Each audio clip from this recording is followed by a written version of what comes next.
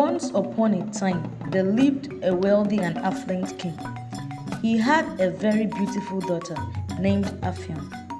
All the young men in the village wanted to marry her, but she refused to marry any of them.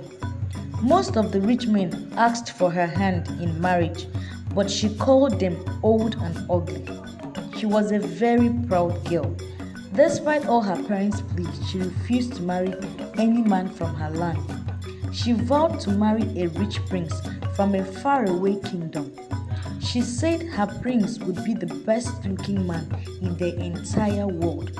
She said he would be perfect in every way and capable of loving her properly. One day, there was commotion within the village. What could be happening? People asked. Not long after, the news got to the palace that a very fine man had been seen in the market. Afion rushed to the market at once and saw the most handsome man she had ever set her eyes on. Immediately she fell in love and invited him to her house. On arrival, the handsome prince introduced himself to her parents and immediately asked her to marry him. At first, they refused because he was a stranger, but at last they agreed. He went back to his country with her, even though her parents pleaded with her not to go. The princess agreed as he was such a fine man. It was sad for the king and queen. After walking for several days, Afion and her husband crossed the border between the spirit land and the human land. Immediately they set foot in the spirit land, strange things began to happen.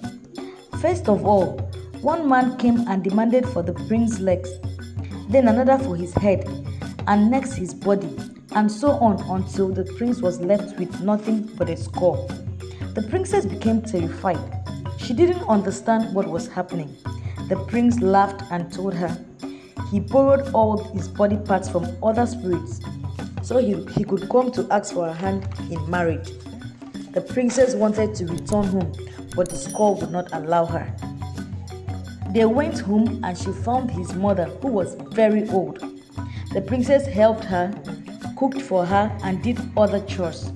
The woman was grateful and felt sorry for the princess. She promised to send her back. She used her supernatural powers and called the breeze to carry the princess gently to her father's kingdom. Afion was deposited outside her home. Her parents saw her and they were very excited, and she promised never to disobey her parents again.